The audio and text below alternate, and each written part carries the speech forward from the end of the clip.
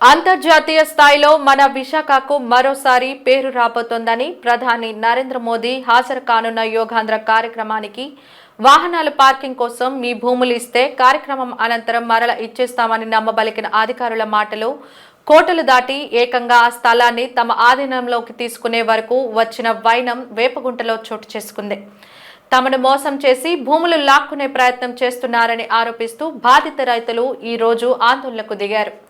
గడిచిన ఎన్నో సంవత్సరాలుగా తమ తాతల తండ్రుల నుంచి భూమిని సాగు చేసుకుంటూ ఉన్నామని, గడిచిన 45 సంవత్సరాల క్రితం అప్పటి ఉడా అధికారులు భూములు అప్పగించాలని ఒత్తిడి తెచ్చినప్పటికీ న్యాయస్థానంలో న్యాయ పోరాటం చేస్తూనే ఉన్నామని, ఇటీవల జరిగిన యోగాంధ్ర కార్యక్రమానికి అవసరమని తీసుకున్న 140 ఎకరాల తమ భూమిని స్వాధీనం చేసుకునే కుట్రలో ఉన్న ప్రభుత్వ పన్నాగాలను సాగనివ్వమని రైతులు ఆందోళన చేపట్టారు.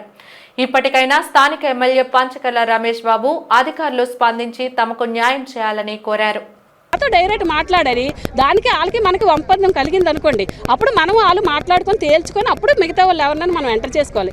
అంతేగాని ప్రతి ఒక్కరు ఇందులో ఎంటర్ అవ్వడం తప్ప మా జీవితాలు బాగు చేయలేదండి, మా తరాలు అయిపోయండి ఇలాగే అనకూడదు. కానీ కూలి చేసుకొని కోరీలు తవ్వుకొని అట్ల మీద కూడా బతకలేక ఎంతోమంది తిండి లేక కూడా చచ్చిపోయారండి. భూములు ఉన్నాయి, పేరు తప్ప ఏమి లేదు. ఈసారి మాత్రం మాకు ఏదో న్యాయం మట్టుకు గవర్నమెంట్ చేస్తే కానీ మేము మట్టుకు ఇక్కడి నుంచి కదలము. మొత్తం చాలా కుటుంబాలు ఉన్నాయండి, 500 కుటుంబాలండి. ఒక అనకూడదు కానండి, ఒక ఇల్లు కట్టుకుందాము, ఏదో ఉన్నదే చిన్న గుడిసె అనుకోండి, దాన్ని తీసి ఏదో చేసుకొని కట్టుకుందామంటే అది కట్టుకోనివ్వట్లేదు. తర్వాత ఇంట్లో ఒక 2 పిల్లలు 3 పిల్లలు ఒక పిల్లలు ఎవరో ఉన్నారనుకోండి, వాళ్ళకి ఒక సంబంధం వచ్చిందనుకో పెళ్ళికి రావట్లేదండి. అంటే ఎక్కడో వినేవారు పలానా ఊర్లో సంబంధాలు రావట్లేదు, పెళ్ళిళ్ళు రావట్లేదని. ఈరోజు మా వేపగుంట్లో గ్రేటర్ విశాఖలోని వేపగుంట ఉంది, వేపగుంట్లో పిల్లలకే పెళ్ళిళ్ళు అవ్వట్లేదు. ఎందుకంటే ఆ ఎంత గుడిసెల్లాగా ఉన్నాయి, ఆ గుడిసెల్లో ఏం కాపురాలకి ఇస్తామని ఆడపిల్లలు ఇవ్వట్లేదు. మగపిల్లలు ఉన్నారంటే వాళ్ళకి ఉద్యోగాలు కూడా లేవు, ఉండడానికి కొంప లేదండి. ఈసారితో మటుకు మాకు ఏదో న్యాయం చేయాలని మేము కోరుకుంటున్నామండి. ప్రభుత్వం చెప్పేది ఏంటంటే కోర్టు కేసులో ఉంది కాబట్టి మేమేం చేయలేకపోతున్నాం. కోర్టు కేసు ఎవరు వేశారండి? రైతుల మీద ఎవరు వేశారు? ఉడా అంటున్నారు. ఉడా ఏంటి?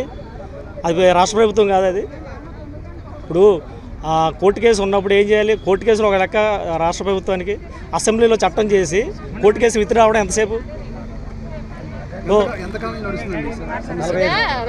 45 సంవత్సరాల నుంచి నడుస్తుంది.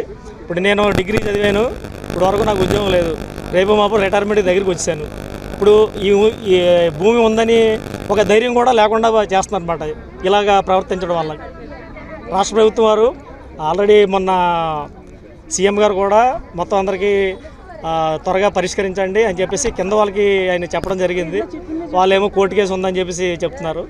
అది సో ఇదంతా ఏంటంటే కోర్టు కేసు అనేది మాత్రం ఒక వంక. అది రాజకీయ నాయకులు పెద్దలందరూ కలిసి త్వరగా ఈ సమస్యని పరిష్కరించి రైతులకు న్యాయం చేస్తారని కోరుకుంటున్నాం. అసలు మీకు హైకోర్టులో మ్యాటర్ ఉంటుండగా మీరు ఎలాగా జేసీబీలు పెట్టి వర్క్ చేస్తున్నారు? ల్యాండ్ సెటిల్మెంట్ అవ్వలేదు. ల్యాండ్ సెటిల్మెంట్ అంటే ఇనామ్ సెటిల్మెంట్ అవ్వాలండి. ఇనామ్ సెటిల్మెంటు 1957 నుంచి అవ్వలేదు.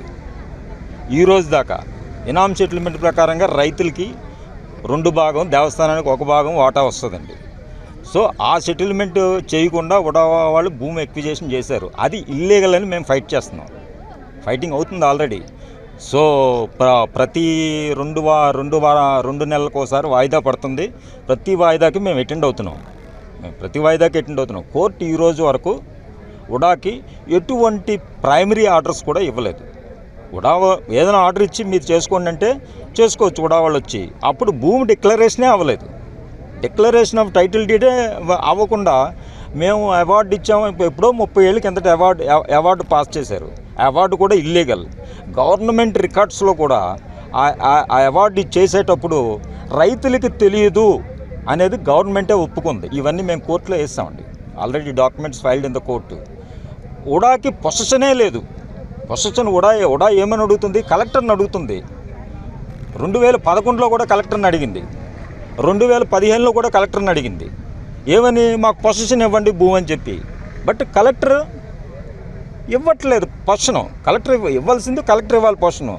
ఏదో యోగా డేకి 4 కార్లు పెట్టుకోండి అన్నారు. ఇది కంప్లీట్ ఫేక్. నేనైతే కలెక్టర్ గారు ఇచ్చి ఉండకూడదు. కలెక్టర్ గారికి మేము ఆల్రెడీ నోటీస్ ఇచ్చాము. వెంకటరామయ్య గారు ఇచ్చారు, చింతలపూడి వెంకటరామయ్య గారు ఆయన నోటీస్ ఇచ్చాడు. మేమిద్దరం నోటీస్ ఇచ్చామండి. ఆ నోటీస్లో ఏం మెన్షన్ చేసామంటే ఇది complete contempt of the court అండి, మీకు పవర్స్ లేవు, మీరు ఇవ్వకూడదు. హైకోర్టుని ఇమీడియట్ టెంపరీ ఆర్డర్స్ తీసుకొని మీరు పొజిషన్లోకి రండి, మీకు అవకాశం ఉంటే. కోర్టులో ఉండగా మీరు ఎలాగొచ్చారని చెప్పి మేము క్వశ్చన్ చేసాం. ఈ రోజు వరకు మాకు రిప్లై లేదు.